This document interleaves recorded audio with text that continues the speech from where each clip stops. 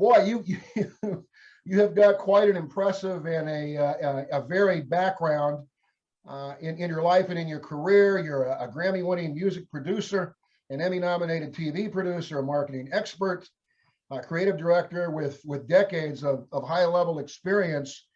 Your education, I see, is in molecular biology at MIT. So it seems that somewhere your life and your career ambitions may have taken a turn after you earned that degree. I'm thinking that initially you were looking at a career as a scientist, perhaps a physician, and that's not what ended up happening in Stephen Powers' life. Kind of give us an idea of your plan when you were earning and after you earned your degree in molecular biology at MIT, and then the path that your life and your career took after that point, Stephen. That occurred actually while I was at MIT. It's a rather abrupt shift in my focus and in my intentions for my life. And there is a bit of wisdom that says that we can be pulled by vision or we can be pushed by pain, but something is going to come along that might change us in a dramatic way. And in my case, unfortunately, it was pushed by pain. And I was my younger sister, I was 18 at the time, she was 15, and I was just a freshman at MIT, was killed by a drunk driver who was going on the wrong side of the road.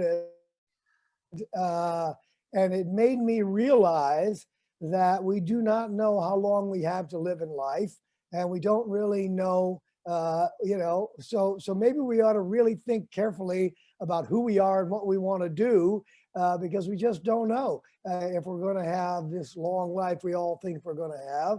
And as I really looked in my heart and felt about who I was, I knew I was really two parts. I was part this scientist, this intellectual, this guy who had gone to MIT, and I was an artist and someone who was really interested in the human side of nature. And I became aware at that time that my vision would be to uplift the human spirit using arts and entertainment. And I specifically was focused on my sister, and I opened a performing arts center, which I named after her. Her name was Charlotte, and it's called Charlotte Webb.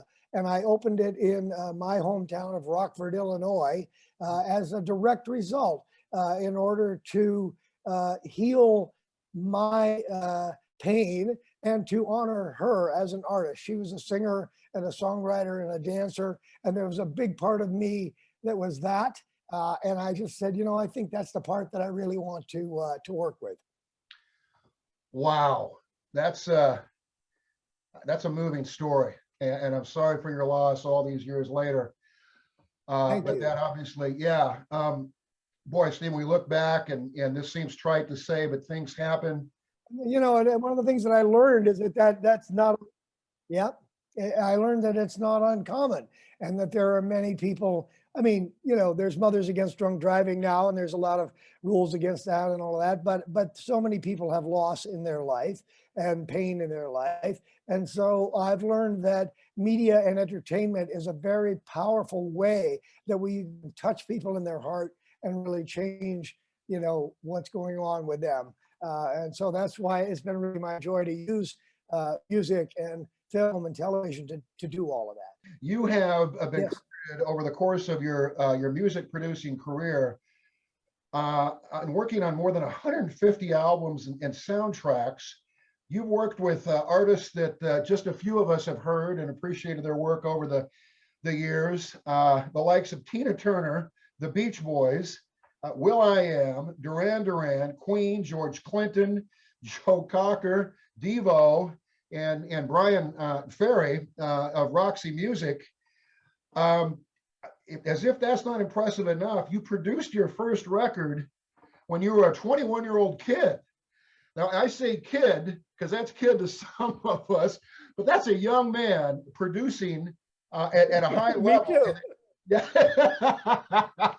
Going on to, from that young age, to produce some of the greatest, obviously, musical artists we're ever going to know.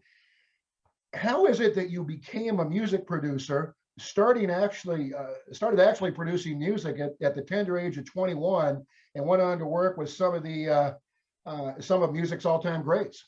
I'm a lifelong entrepreneur. And it was a part of that same entrepreneurial nature with which I opened the Performing Arts Center, Charlotte's Web. And a year later, I thought, well, I want to do something to celebrate the first anniversary of Charlotte's Web. And I was working with all of these singer and songwriters writing incredible songs. So they were all original artists. It wasn't like cover bands or a bar. They were singer-songwriters, people like Steve Goodman, who many people have heard of in the city of New Orleans. That's a great song. And so I produced an album live at Charlotte's Web at the 21st anniversary of the Performing Arts Center.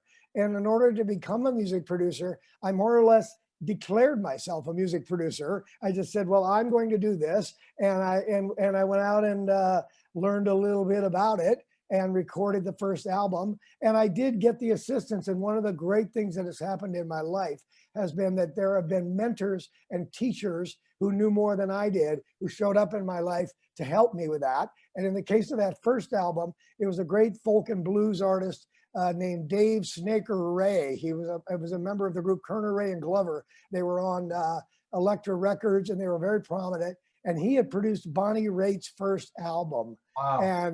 And I loved that album. So I thought, well, I'm going to get in touch with him. Not only did I love him as an artist, but I loved that album. And he was out of Minneapolis, and I was in Rockford, Illinois, not too far away. So I got a hold of Dave Snaker Ray and said, would you help me make this album? So he helped me as a teacher and a mentor on that first album, because obviously I wasn't very knowledgeable. But the bigger part of it was just the will and the decision that this will be something that I will do. So I'm going to learn what I need to know and just do it. Like the Nike slogan, I just did it. And that's how I stepped into it. And astute people who understand the music business will know that many of those artists that you mentioned, the Beach Boys, Turner Turner, Tina Turner, Joe Cocker, and so forth, are on Capitol Records. So once I became the director of A&R at Capitol Records, then I was able to work with those artists as an A&R man and as a record guy. And the way that I got to work with so many of the big stars of the label is that I did the soundtrack albums for Capitol. So they all did soundtracks with Capitol, that I was then the executive producer of those soundtrack albums. So that's kind of the journey that got me to that upper echelon of the music business to work with these other artists. What is WISDOME? What is the genesis of WISDOME, Stephen? And what does it, when I walk into WISDOME, when one of us walks into WISDOME, what are we going to experience? What's going to happen with us? Something you may not have ever experienced before. So to begin with your question, we are geodesic dome theaters. So I think many people know what a geodesic dome is. And they're used for homes and other things, but they can also be used to create a theater. So we have a movie screen that is in the interior of the big geodesic dome. And we're using a technology called projection mapping, which takes a 360-degree image, basically virtual reality without goggles, so that you're having a social experience. You can be there with your friends, but you're immersed, we call it immersive, you're immersed in a 360-degree image and sound. So you have the immersive sound all the way around you as well. And as a result, you're no longer an audience member looking at something else. You're now within the scene. You're now in the, with the artist, you're in the music, you're in the film, you're in the whole experience. And your brain literally cannot tell the difference between, is this real? Am I looking at the sky, or am I looking at a high resolution image of the sky? This is IMAX on steroids. It completely surrounds you rather than just being big, right? So that's the technology and the art that we're using. We're a pop-up in Austin, and we're going to be gone at the end of the South by Southwest. But we opened WISDOME.LA in late 2018, and we are there as a virtual reality theme park. We've been open now 3.5 years. We're in the Arts District in downtown LA. So whether you live in the LA area or California, or whether you're visiting someday, look us up. Our website is WISDOME, WISDOME.LA. And we offer these kind of programs on a regular basis. And we are looking to open Wisdome parks in cities all across the United States. So we'd like to bring Wisdome to a town near you. Fantastic.